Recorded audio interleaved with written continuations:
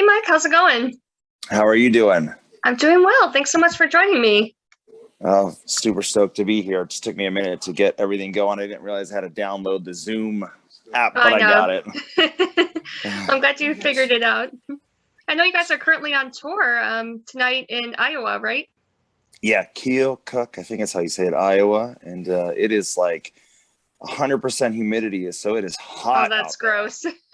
Yeah, Yeah, so how's the tour going so far with the Lonely Ones?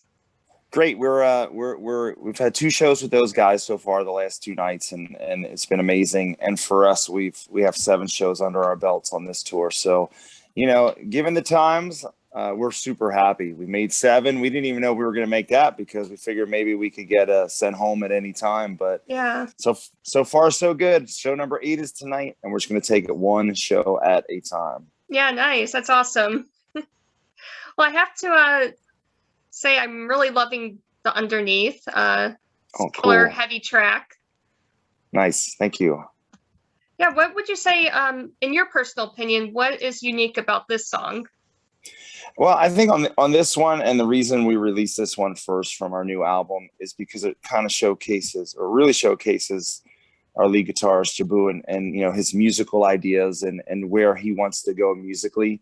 So instead of just showcasing a song with a super big chorus, which the song still has, we wanted to showcase more the musicality and the heaviness of what we have to offer. And this is a good starting point. And then for each song that we release over the upcoming months, you'll kind of see the songs build into like an act, each will get closer and closer to an actual single.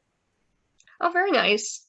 Yeah, so the upcoming album, March of the Lepers, it's going to have 9 tracks. Is that right? Yeah, it's 10 pieces of music over 9 tracks. And I cannot wait to put it out, though. We're going to do a nice, long, slow release. Like I said, we started releasing songs with the Underneath and we started the pre-sale for the album on August 6th. But the album doesn't come out until March 4th because we wanted to really, really take a long time to build it up. Yeah, that makes sense. Yeah, I feel like that's kind of the route a lot of bands are going these days, especially, given the pandemic.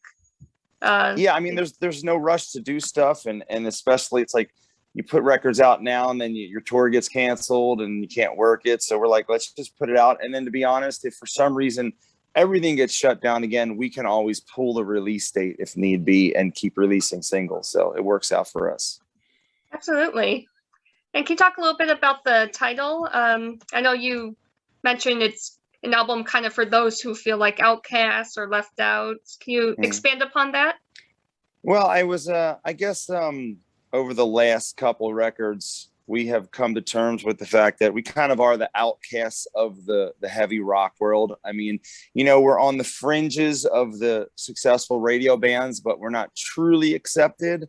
And it's not so much a negative thing anymore. It's kind of like, that's just who we are. And we kind of took it on as a positive. And I wanted something that expressed that. And, I kept thinking about, not that I'm religious, but the Passion of the Christ, where Jesus carried the cross to his crucifixion and they were whipping him and, beating him and spitting at him. And I was like, that was a terrible march. And I was like, we feel more like outcasts, like lepers. So I was like, I'll call the record March of the Leper. And then I came up with an album cover and talked to an artist and said, I want you to get all these points across. And he really did a great job. And I think that March of the Leper really, as a title alone, stands on its own. It's very unique.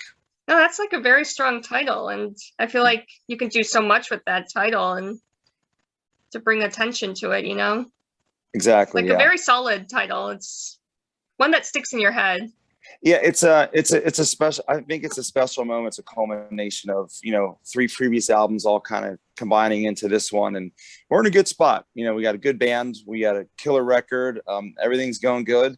If the world would just cooperate and open up fully, it would be all right. I know, if only. Yeah. Hopefully we're seeing the light at the end of the tunnel because I'm ready for that. Yeah, me too. I want to ask you, what was the best rock concert you attended as a fan? Oh, wow. There was a couple. Probably when I was a kid, the first time I saw Pantera. Oh, nice. When I was really young, that was mind-blowing. the first time I saw Korn in 1995, and they were in a really small club in DC in a 930 club. It's on their first record. That was mind blowing. And you know what's crazy? The first time I saw Garth Brooks. Oh, wow. I remember he was huge back in like the 90s. Yeah.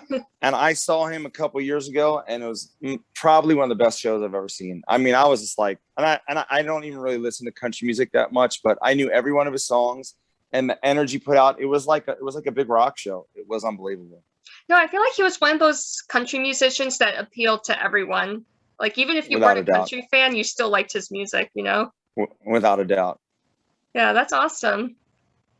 Are there any bands that you're kind of digging right now, like that's on your playlist constantly? Not really. Not really. I mean, I kind of like, I'm the type of person that I guess I just check out everything that comes out, and like I listen to every single song that's released every week. And as far as new bands or new acts,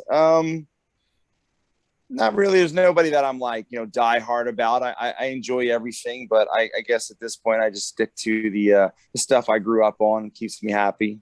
No, I'm kind of the same. I've been like going back to music that I listened to growing up, because I don't know, maybe I'm like in that nostalgic period of my life where listening to old music, it's very comforting, Maybe that's because after the last year and a half of the world being shut down, and made us all reassess our lives, and then made us look back a little bit. And so now we're all kind of like, appreciating stuff that we kind of pushed aside, maybe. Yeah, I don't know. I think so. But yeah, I'm kind of doing the same thing. I'm listening to all types of older stuff and that I enjoyed growing up, and it feels good. And that's kind of where I want to be. I want to feel good right now. Exactly. Same here. Mm-hmm. Well, what else can people be on the lookout for? I know you guys have a bunch of tour dates, hopefully, that don't get canceled. Yeah. Well, we're on the road. We're on the road until the mid-September. We have lots of tour dates. They're all up at sunflowerdead.com. Hopefully they all happen.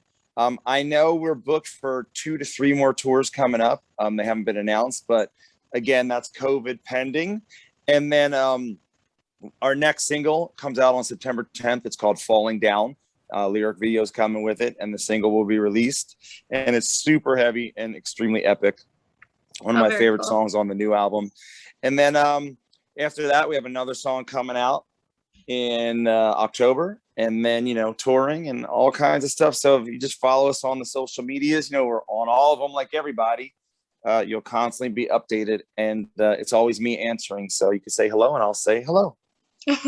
Very cool. Yeah, hopefully Boston or the Northeast will be added to your stops. But I know that's all dependent on how COVID is going. I know it's all dependent on if it was up to me, I'd be like, book everywhere and just keep us out there. And but it's everybody. They book tours, they pull them away, then they get then let's do it, then they get scared. I know.